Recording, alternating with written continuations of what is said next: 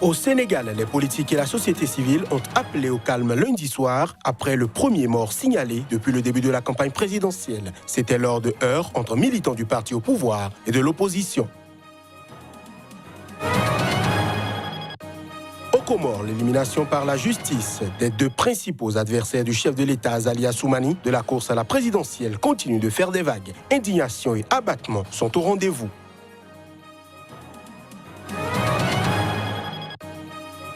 Au Maroc, 3 Français sont tombés ce mardi dans les mailles de la police judiciaire. Ils sont notamment accusés de financer le terrorisme. Vous aurez toutes les précisions au cours de cette édition.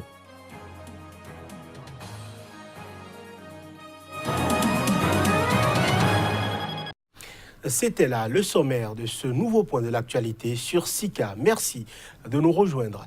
Au Bénin, les élections législatives du 28 avril 2019 approchent à grands pas. La Commission électorale nationale autonome Sénat, en prélude à ce rendez-vous, a convié les partis politiques à une séance d'échange dans l'enceinte de la dite institution. La substance à travers ce reportage.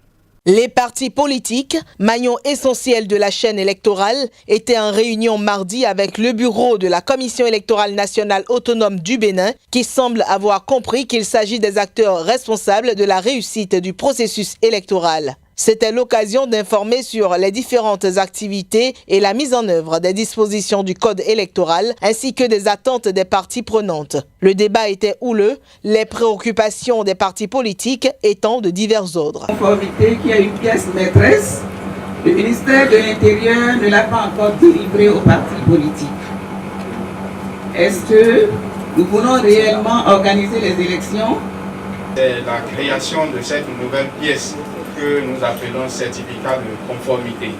Mais dans la décision de la Cour, elle n'a pas fait injonction au ministère de l'Intérieur de rester dans un délai permettant aux partis politiques, si éventuellement il y a de difficultés, de pouvoir réclamer et d'en avoir gain de cause. En ce qui concerne l'application de l'article 242 du Code électoral, est-ce que la Sénat est fondée à prendre une telle décision? Et est-ce que la Cour constitutionnelle ne va pas, n'est-ce pas, s'emparer de votre décision et la casser? À ces différentes préoccupations, l'équipe de la Sénat a apporté réponse. Ce n'est pas de gaieté de cœur qu'on dira à quelqu'un, écoute, ta candidature est rejetée. Mais c'est parce que la loi est ainsi faite, il faut bien l'appliquer. Et c'est en l'appliquant que nous allons nous discipliner. Donc il n'y aura pas d'état d'âme pour nous en matière d'application des lois. Quel que soit le parti qui va se présenter, s'il n'est pas en règle, ben on dira tu n'es pas en règle. Nous, on n'interprète pas la loi. Nous l'appliquons. Et nous essayons de comprendre ce qu'elle veut dire. Et c'est sur cette base que nous avons réalisé le document sur l'article 242. Absence remarquable à cette séance d'échange Sénat parti politique FCBE. Le dépôt de déclaration de candidature démarre le 21 février pour prendre fin le 26 du même mois. La Sénat a dit souhaiter des élections libres, transparentes et pacifiques. Les responsables politiques et la société civile au Sénégal appelaient au calme lundi soir après le premier mort signalé depuis le début de la campagne présidentielle. C'était lors de heurts entre militants du parti au pouvoir et de l'opposition. Les précisions. Lors d'un rassemblement électoral, Macky Sall a déploré la mort d'un militant de son parti et demandé que toute la lumière soit faite puisque la campagne électorale ne saurait être un prétexte pour que la violence s'installe dans le pays. C'est déjà le résultat de l'appel à la violence prôné par certains responsables politiques, a-t-il estimé, ajoutant qu'ils répondront de leurs actes devant les tribunaux. Il faisait allusion à son prédécesseur et adversaire Abdoulaye Wade, qui a réitéré le 8 février son appel à empêcher la tenue de la présidentielle, conviant notamment ses partisans à brûler les cartes d'électeurs et les bulletins de vote. Le directoire de campagne d'Issa Sall a dénoncé des sabotages de ses activités ces derniers jours, notamment le fait que son convoi a été temporairement bloqué par les forces de l'ordre samedi à Kolda, dans le sud, pour laisser passer celui de Macky Sall. Seul le cortège présidentiel bénéficie de la présence des forces de l'ordre, a indiqué le PASTEF, le parti d'Ousmane Sonko. De passage à Sédhiou, Idrissa Seck a dénoncé les violences et appelé à une campagne apaisée, tranquille, sereine. Madi Kenyang a enfin accusé la majorité d'être dans la provocation et appelé le procureur de Tambacounda à prendre ses responsabilités pour traquer les coupables et les punir conformément à la loi. 5 organisations de défense des droits de l'homme, dont Amnesty International Sénégal, ont exhorté les autorités compétentes à ouvrir des enquêtes sur tous les actes de violence survenus depuis le début de la campagne électorale et traduire leurs auteurs en justice. On reste au Sénégal où des affrontements ont donc éclaté dans l'est du pays. Ils ont opposé les partisans du président Macky Sall et ceux de l'opposition. Les précisions sur le drame d'hier à travers cet élément. La tension monte au Sénégal. La campagne présidentielle est entachée de violence avec un premier mort signalé. Il s'agit d'un militant du parti au pouvoir tué lors de heurts avec des partisans de l'opposition. Les échauffourées ont opposé ce lundi à Tambacounda des partisans de la coalition au pouvoir, Benno Bokk Yakaar, à ceux d'Issa Sall, candidat du Parti de l'Unité et du Rassemblement, proche de la mouvance religieuse. À la suite des échauffourées, des journalistes ont également été blessés. Déjà ce dimanche, 4 gendarmes assurant la sécurité de la campagne ont perdu la vie dans un accident de la route dans la région de Sédhiou, en Casamance.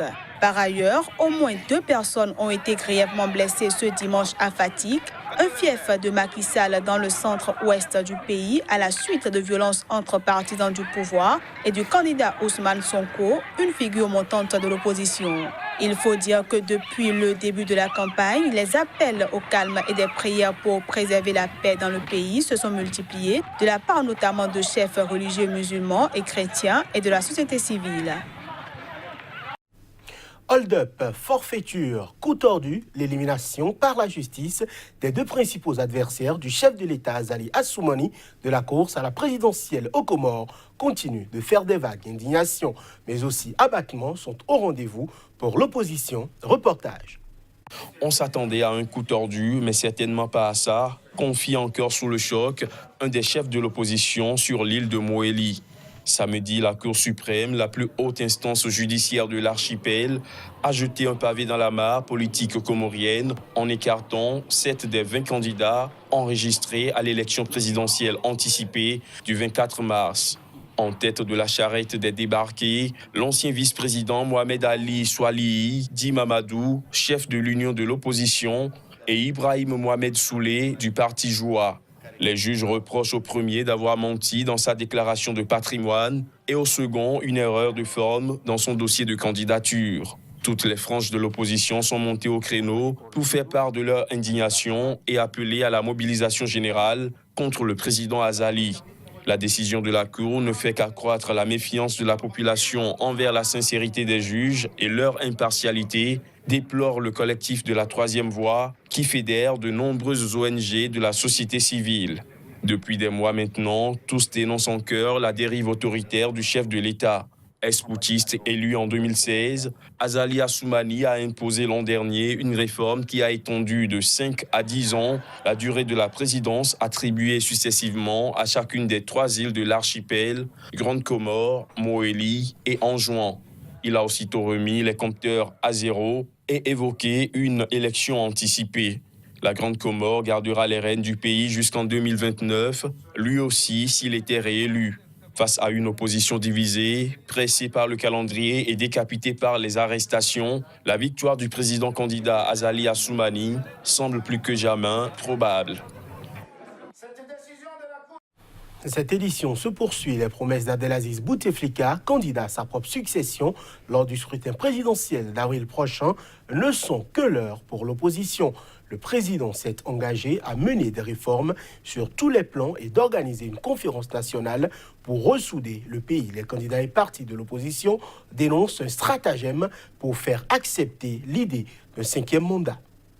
Difficile de croire en des engagements qui n'ont pas été concrétisés durant 4 mandats successifs, lâche un membre du bureau politique du Front pour la justice et le développement, le parti d'Abdallah Djabala, pour qui la candidature de l'actuel chef de l'État n'est guère une surprise. Abdallah Djabala compte donc continuer ses consultations avec les formations politiques et certains postulants indépendants à la magistrature suprême afin de s'entendre sur une candidature unique de l'opposition, seul moyen selon lui d'éviter la dispersion des voix des opposants à un 5e mandat. C'est dans le même état d'esprit que la direction de campagne du général-major à la retraite, Ali Chediri, aborde les engagements du candidat Bouteflika ainsi que le Front des forces socialistes. Premier à réagir à l'annonce de la candidature de Bouteflika, Talei El Ouriet, le parti de l'ex-chef de gouvernement Ali Benflis, pense que les Algériens sont en présence d'un nouveau détournement de la volonté populaire et d'une violation caractérisée de la Constitution